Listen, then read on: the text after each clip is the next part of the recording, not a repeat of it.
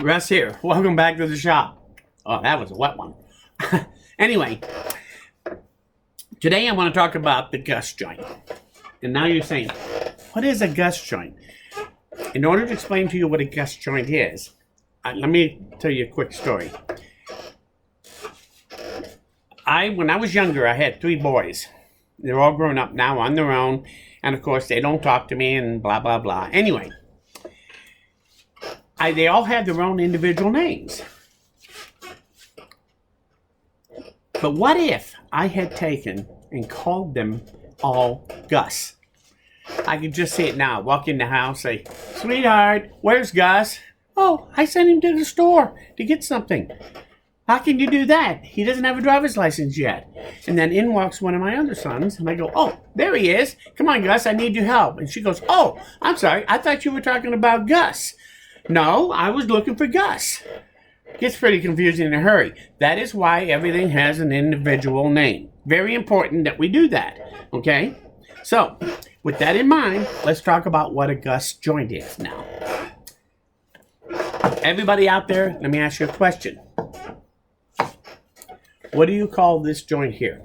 It's a miter joint here, and it has a piece of wood. I cut a kerf in it at a 45 on the joint, and I put a piece of wood in here and glued it in. What's that called?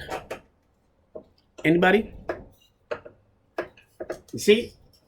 Half of you called that a keyed miter joint, and half of you called that a spline miter joint. Well, let me ask you, what is that? It's a miter joint, and it has a piece of wood in it, across this way, goes all the way through, and that's what gives that miter joint its strength. What's that called? Anybody? Yes, that is a spline miter joint. Well, wait a minute. Half of you just called that a spline miter joint. It gets confusing, doesn't it? Well, let me tell you. I decided that that was close, in order to solve this problem, I'm just going to call them both gust joints and let you figure it out. That's what they're doing out there. There's a lot of guys out there on the internet right now, and I'll give you an example before we're done here, that are calling this joint a spline miter joint. And I'm sorry, you can say what you want, you can argue about it, but let me tell you what I saw. If you go out there and do a little research, in fact, you don't have to do much at all. Do 2 searches on the internet. One of them on the key phrase, a keyed miter joint. And the other one on a spline miter joint. And I'm going to tell you what you're going to find. On the key miter joint, you're going to see this joint example over and over and over again on all of them. But if you put this joint in there, if you could put up spline miter joint and you call it up, half of them are going to have this joint on it, and half of them are going to have this joint on them. That's what I'm saying. This is not a spline miter joint. This is a spline miter joint. So in order to solve all this problem, why don't we just call them all gust joints? Then we'd never be wrong. Well, this is the problem. I've actually seen this problem now, and it's kind of come into my brain for some reason, that some people are calling this joint incorrectly. And so that's what's making this a real problem, as far as I'm concerned. Because if you want to say, "Oh, I'm going to go make some spline miter joints," I still don't know what the heck you're going to do. So you might as well call them gust joints. So, and I have to tell you, you need to start calling people out on what that joint is. Because quite honestly, it's getting worse. 100 years ago, they knew what a spline joint was, and they knew what a keyed joint was. They knew the difference. Half the people don't even know the difference anymore, and what's a shame, a lot of these people are what I would consider very knowledgeable woodworkers, and there they are calling the same, 2 different joints by the same name. That's just too confusing, and it's incorrect. The part that really bothers me, and I don't know if you've done this, I make comments all the time on different channels. And not only am I a content creator, I am what I call a professional content viewer. I watch a lot of good quality woodworking channels out there. There's a lot of them out there, and some of them are pretty good size. People like Matthias and April Wilkerson. And this one in particular that I'm going to talk about is Jonathan Cat Moses. And the reason I'm going to bring him up is because we have this issue here, right? And now I've got you thinking about it. Well, let me ask you a question. The other day, Jonathan Cat Moses made a new video, and he called it 4 Creative Ways to Make a Miter Spline Joint. And what did he do? He proceeded to make this joint 4 times. Different variations. One has just a straight key in it. Another one had a dovetail type key. And another one that was at an angle, and so on. But they were all just like this joint. None of them were like this joint here. So I made a comment to him, and I asked him the question. So I started off with a little embellishment, complimenting him. And then I asked him, I have a question. And I'm going to try to read this to you, but I'm not very good at reading. I'm out of practice, so if I stumble here and stammer, don't be surprised. It's worse than even when I'm talking. I have a question about the terminology you used. You called all these joints miter spline joints. I thought they were called miter key joints or keyed miter joints. The spline miter joint is embedded in the miter faces and not seen from the outside once glued up. So a key miter joint is horizontal and can be seen once glued up, and a spline miter is only seen on the edges and is vertical to the joint. Can you clarify the difference between these 2 types of joints? I looked on the internet and found the key miter joint and the spline miter joint used on your version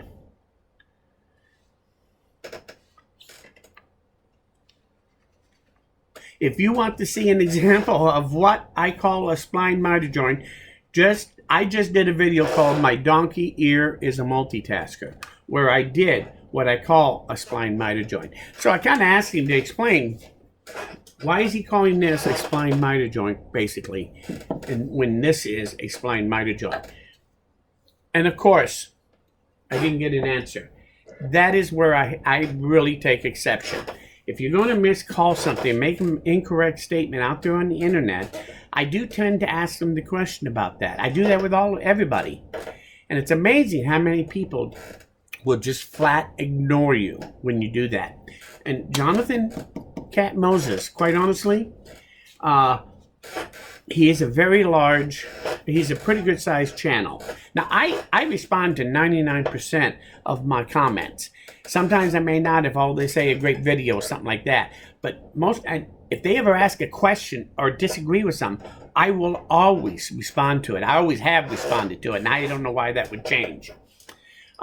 Sometimes I've had a couple times where they keep coming back at you, then you know you're being trolled, and I'll cut it off. But as a general rule, I will try to have a very intelligent conversation about what I'm saying when I talk about something on the internet. I think it's important that you are accurate. And if I'm called out on something that is wrong, I want to make sure that I know that. And I'll make sure I would probably come back and make a clarification on one of my videos to clarify that mistake. Well, anyway, I did do this with Cat Moses, and unfortunately, he just flat ignored me. So, what does that mean? Well, he gave out what I considered to be incorrect information, and he wouldn't even take the courtesy to respond to it.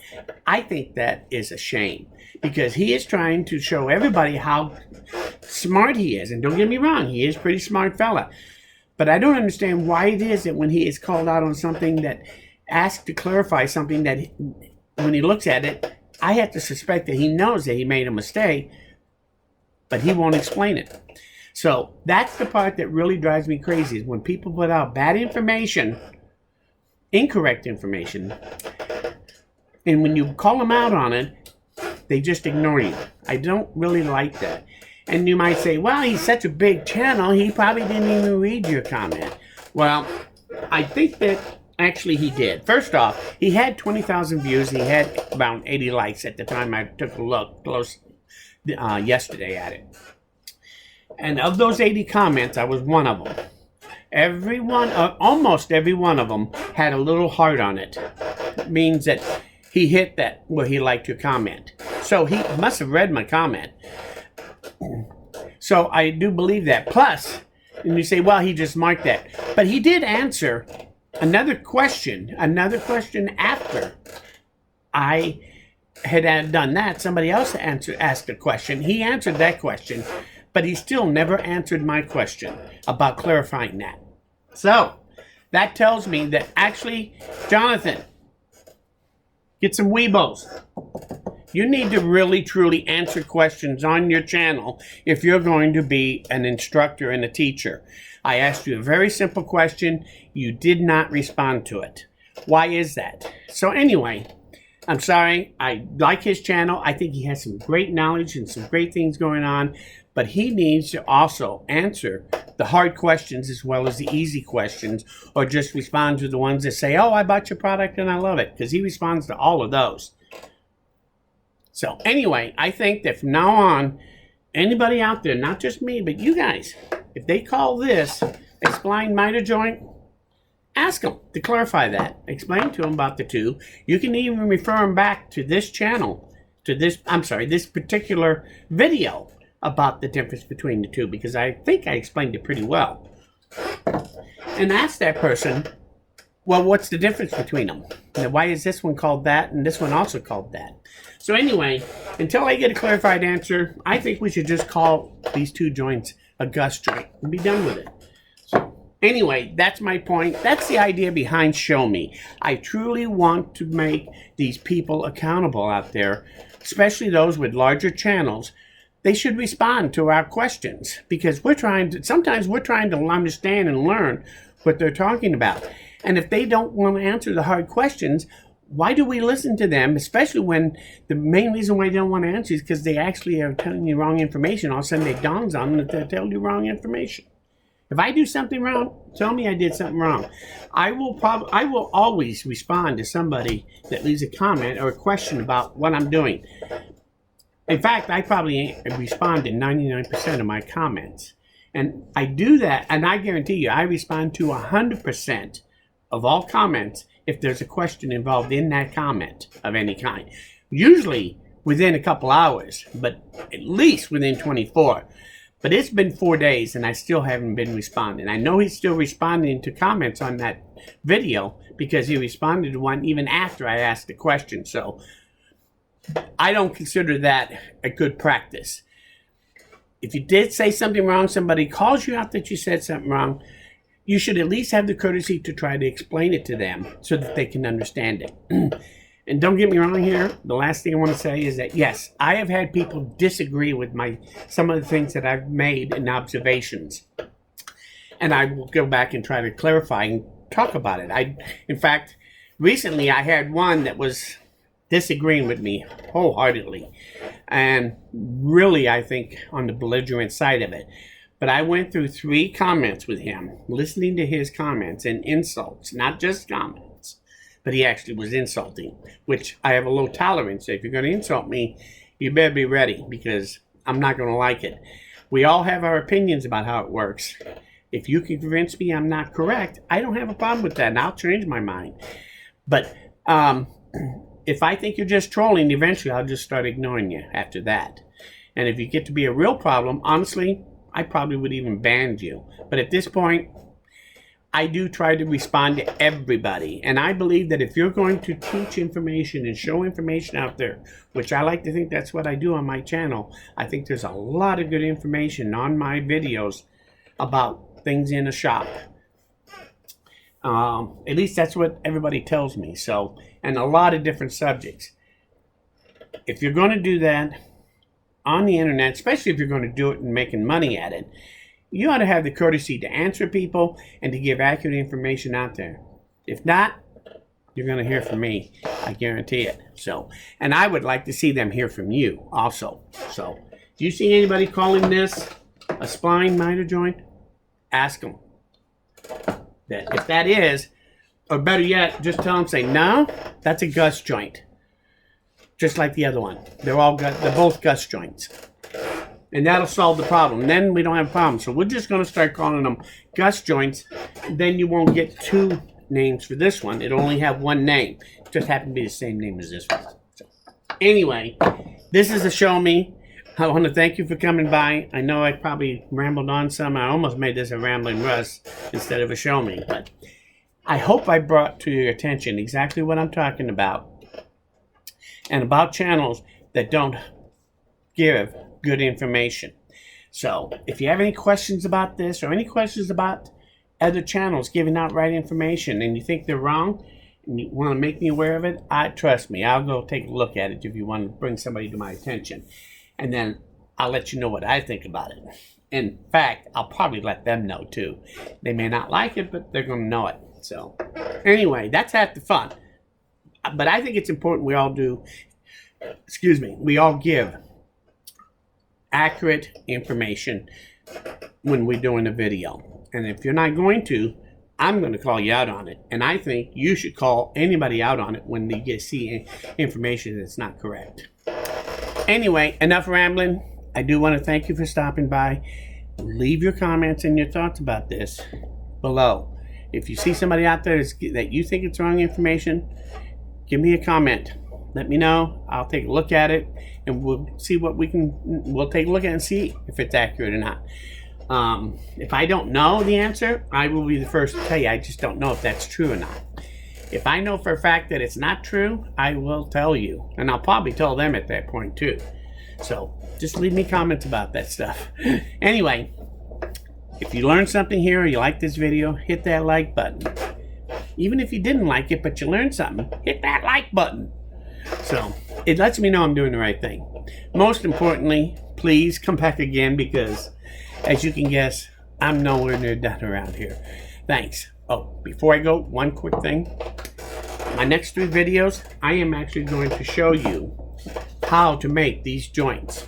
And what's really cool about it is I'm going to make the same material.